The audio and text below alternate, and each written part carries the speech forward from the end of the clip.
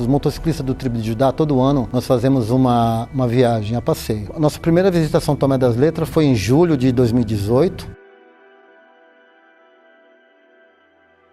Existe uma Casa da Pedra. Nessa Casa da Pedra existe um pôr do sol mais lindo, acho que do Brasil. E são 400 pessoas, 300 pessoas usando droga simultaneamente e tendo um contato espiritual. E naquele momento eu me deparei com uma adolescente vendendo droga lá. Ela tinha mais ou menos 15 anos, 16 anos. E eu falei, como é que uma adolescente pode estar aqui e os pais não sabiam o que ela está fazendo e tal. E eu olhava a minha filha, a Júlia, na mesma idade, e eu ficava olhando aquela situação. Ao voltar para São Paulo, eu fui numa igreja batista do 15, onde tinha um culto de adolescente. E aí eu me deparei com um pastor no culto, pediu um fundo musical e pediu que uma adolescente fosse fazer esse fundo musical. E quando eu vi aquela menina levantando, eu vi aquela menina tinha até o cabelo rapado também. E aí eu olhei e eu comecei a contemplar aquela adolescente, comecei a pensar naquela menina. E aí eu comecei a chorar. O Senhor falou com ele chorava muito, né, nesse dia. E ele falou, mexeu muito comigo e eu não posso deixar de mão e não fazer nada. Comecei a entender que Deus estava movendo meu coração porque nós fizéssemos um trabalho ali. Aquela cidade estava pedindo socorro. E a partir daí saiu o Projeto São Tomé.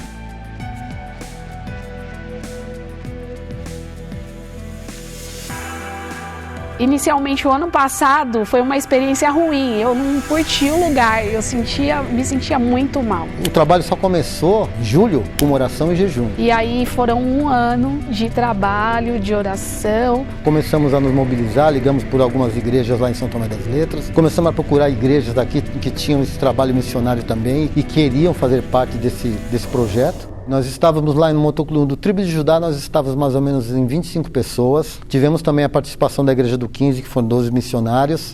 Tivemos aqui da igreja Castelo Forte 16 missionários que foram. Tivemos 4 da igreja Fé em Ação. E o outro motoclube, por incrível que pareça, que sentiu no coração de ir, que chama Tribruxos. O Silvio contando pra mim isso, eu peguei, virei pra ele assim, fiz assim, olha, eu acho, na minha opinião, que não tem nada a ver.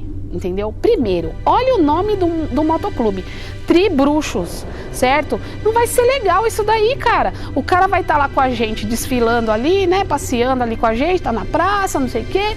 E aí com o colete Tribruxos, o local já é um local já de bruxaria, entendeu? Nós estamos indo para missões. Eu achava que, assim, que eles não deveriam de ir.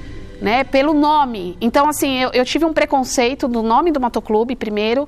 A segunda situação foi que, de fato, eu limitei o poder de Deus, entendeu? Como se tivesse ali nas minhas mãos, né? Como se dependesse de mim. E de fato, eu rotulei eles pelo nome do motoclube deles. E eu não consegui, a minha visão ela é tão limitada que eu não consegui enxergar além do que Deus pudesse fazer na vida deles, né? Eu só estava preocupada com missões em São Tomé e não com missões na minha própria vida, e não com missões na vida do meu irmão, e não com missões de quem estava envolvido conosco.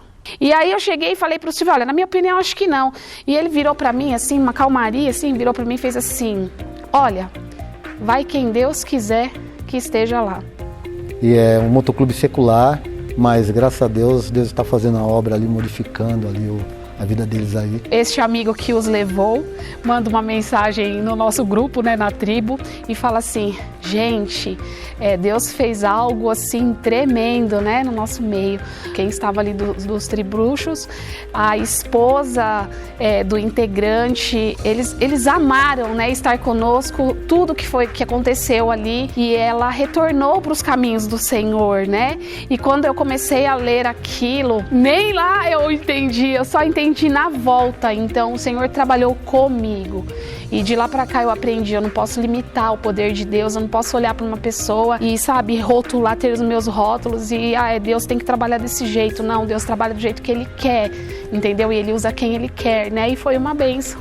E isso a gente pôde mais receber do que dar, né? Porque a gente vai na intenção de dar, mas a gente recebe muito mais.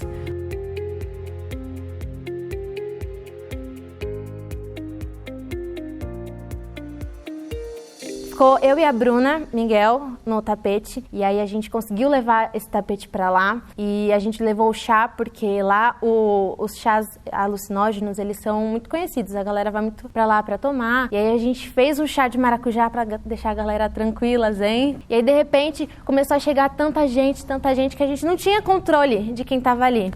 Só vinham os hippies pra sentar com a gente. Então, enquanto a banda do Eric tava tocando, e que é um barulho um pouco alto pra eles que não estão acostumados com isso, eles vinham e sentavam e tomavam chá e a gente podia conversar. Então, a galera que curtia tava lá tendo evangelismo, e a galera que não curtia também tava tendo evangelismo. Fiquei imaginando como seria e obviamente pensei que talvez eles não aceitariam muito, que era mais a vibe de reggae, mas foi surpreendente pelo fato da gente ter conversado ali, abraçado as pessoas e ministrado no coração das pessoas ali, dos hippies mesmo, ver os hippies e aquelas outras pessoas também ouvindo ali. Foi impactante. E a gente percebeu como Deus ama aquelas pessoas. Deus tem um amor por aqueles hippies, e que independente se eles não usam roupas caras ou se eles não estão nem aí pra nada, Deus ama aquelas pessoas. Cada um dando seu testemunho de como eles tiveram o primeiro contato com Deus, foi fantástico. Isso mexeu muito com a gente. Nunca imaginei que um hippie ia gostar de um som assim, né?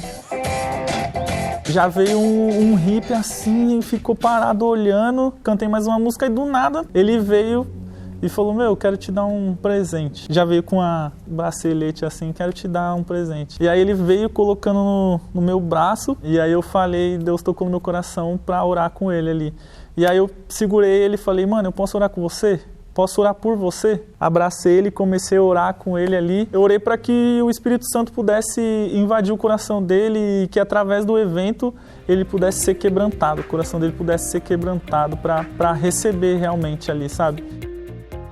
A experiência que você tem quando são grupos específicos, isso te marca muito, então isso te dá uma força para você ir. A minha vontade era de sair, chamar todo mundo que foi, não só todo mundo que foi, mas a galera inteira da igreja, e vamos evangelizar e sair por aí. Eu acho que é isso, né? Quando a gente volta nesse pique de fazer e acontecer. Volto de lá renovado, sabe?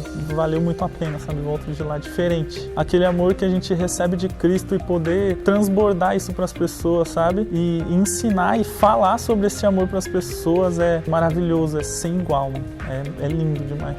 Eu acredito que, assim, as coisas de Deus, eu sempre falo que é uma engrenagem. Nessa engrenagem todo dentinho assim tá certinho, então assim não tem como dar errado, né?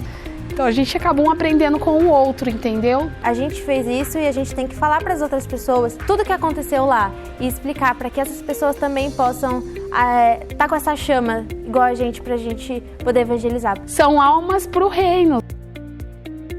Que Deus abençoe abundantemente quem orou por nós, quem intercedeu. Porque Deus estava do nosso lado ali para que o trabalho fosse feito.